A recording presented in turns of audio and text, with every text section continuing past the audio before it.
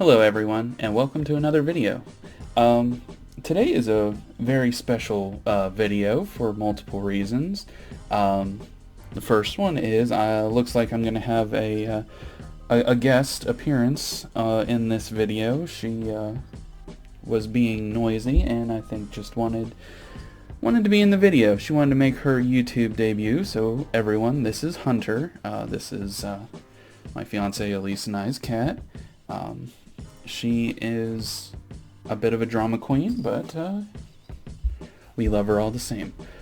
Also, I have, as I'm sure you've noticed, I have listened to your comments and your requests, and I purchased a green screen. So some of you were saying that the box that I was in was kind of blocking some of what you were trying to see in the background, so I set up this green screen. It is it's pretty a pretty bare I guess we've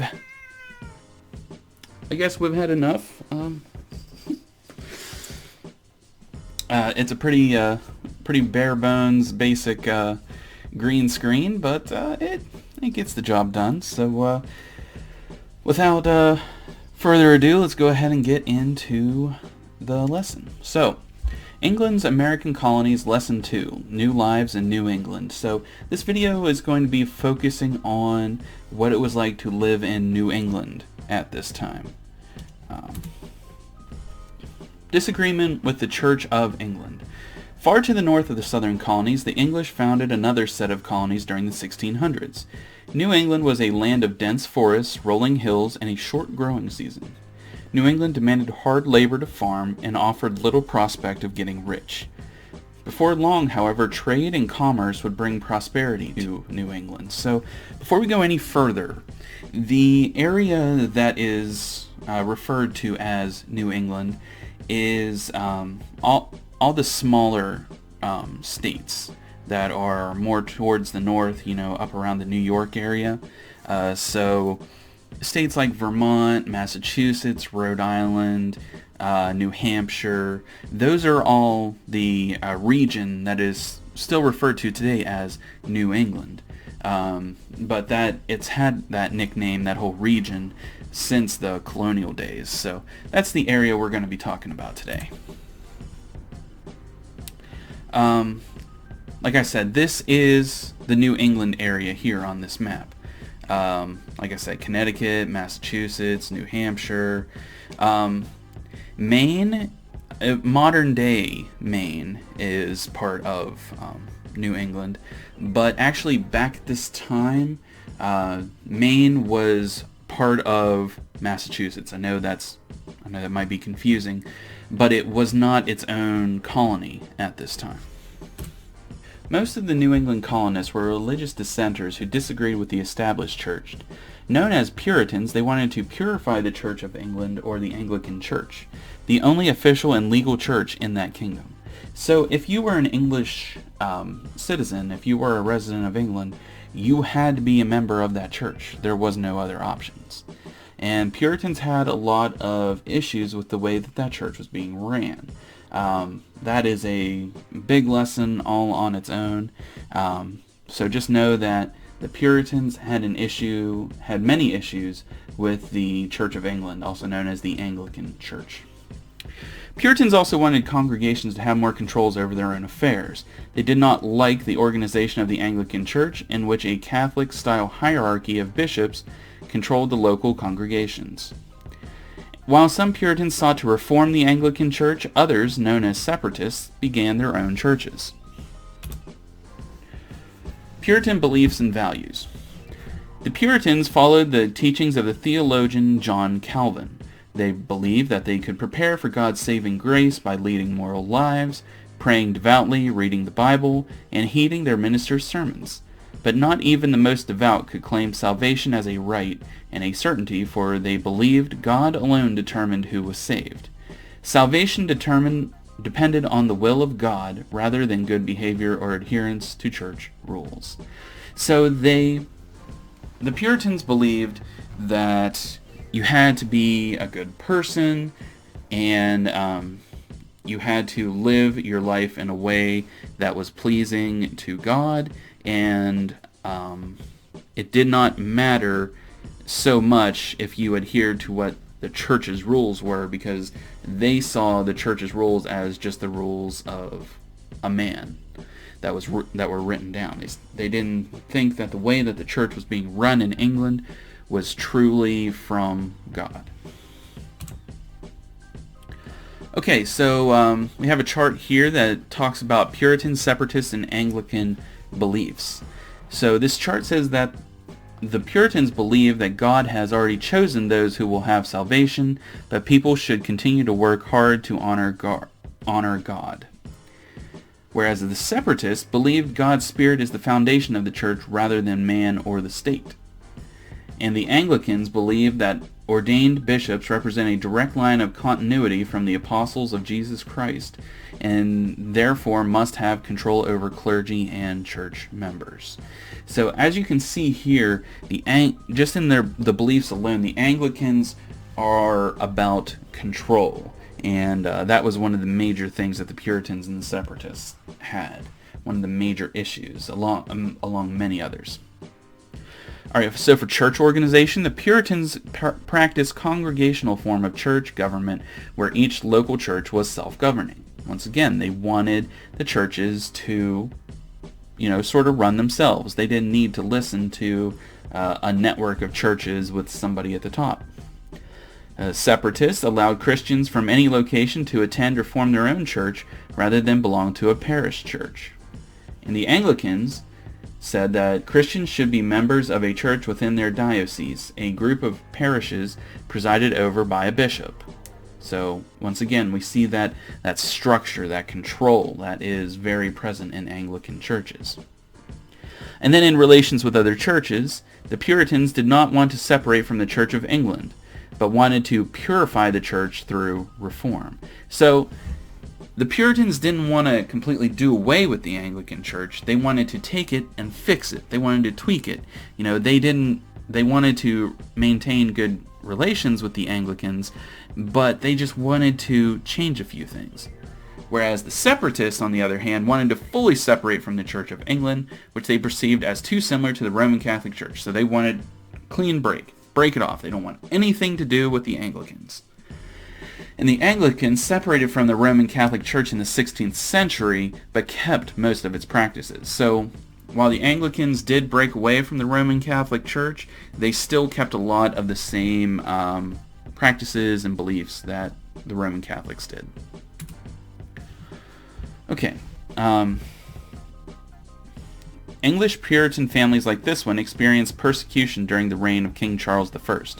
As a result, some families chose to leave the country for the Americas. So this is where we're seeing that people coming to the Americas for religious freedom. You hear that all the time, as one of the main reasons people came to America was for religious freedom. Well, this is going over what that means, so what the religious freedom was.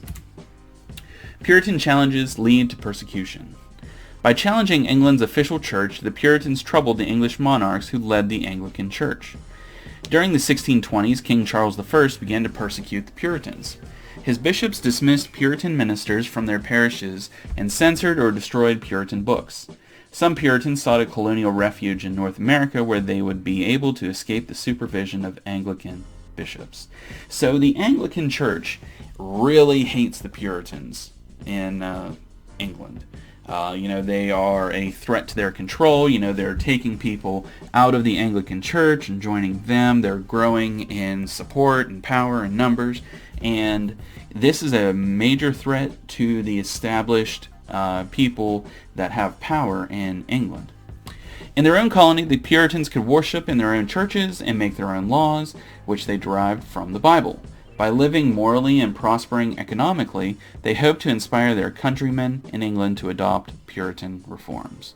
So the Puritans are hoping that they can show the Anglicans back in Europe that there's a better way. Puritans arrive in North America. In 1620, the first Puritan separatist immigrants, who were later called Pilgrims, crossed the Atlantic in the ship to the Mayflower to found the Plymouth colony on the south shore of Massachusetts Bay. Before they disembarked, the group of about 100 made an agreement called the Mayflower Compact. The settlers agreed to form a government and obey its laws. This idea of self-government would later become one of the founding principles of the United States.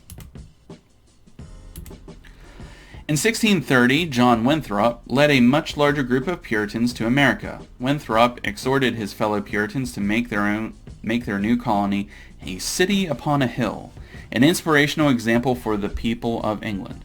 Winthrop explains, "For we must consider that we shall be as a city upon a hill, the eyes of all people are upon us, so that if we shall deal falsely with our God in this work we have undertaken, and so cause him to withdraw his present help from us, we shall be made a story and a byword throughout the world." That's a quote from John Winthrop, 1630. And that phrase there, city upon a hill, this is a common phrase that is brought up a lot when talking about the early settling of America by the Puritans. This is brought up a lot, and in the future of this class we will be looking more at that city upon a hill phrase in the Mayflower Compact. Okay, religious differences lead to new colonies. Most of the Puritans immigrated to New England to realize their own ideal society, and certainly not to champion religious toleration. A leading New Englander denounced the lawlessness of liberty of conscience as an invitation to heresy and anarchy. No Catholics, Baptists, or Quakers need come to New England except to Rhode Island. Dissenters were given, in the words of one Puritan, free liberty to keep away from us. Free liberty to keep away from us. To make that point, the Massachusetts government executed 4 Quakers and burned their books. The Puritans feared that God would punish any people who tolerated individual choice in religion. So, if you were thinking that, well, the Puritans don't sound too bad, they are pointing out what's wrong, they're breaking away, they're seeking that freedom, freedom for themselves, not freedom for everyone else. So, the Puritans, before you were thinking that they were these people that pursued freedom, it was freedom for themselves and no one else. The Puritans also purged their own people for expressing radical religious opinions. During the 1630s, Roger Williams and Anne Hutchinson angered the authorities by arguing that Massachusetts had not done enough to break with Anglican ways. Williams argued that settlers had no right to take land from the American Indians. He said they needed to purchase the land from the Indians. As a woman, Hutchinson seemed doubly dangerous to Puritan leaders, who insisted that only men should exercise public influence. Though she ably defended herself in a trial, John Winthrop banished Hutchinson from Massachusetts. So, yes, I'm sorry, ladies, history is often not kind to you. And Anne Hutchinson is just one of many ways, an example that shows that women are not appreciated or valued or respected in a lot of this history. And what the next topic that we're going to talk about highlights this and takes it to an even greater degree. The next topic, what we're going to start in the next video, is one of the most talked about topics in American history. Especially this time of year, we're close to Halloween, the Salem witch trials, and that is where we're going to start with the next video.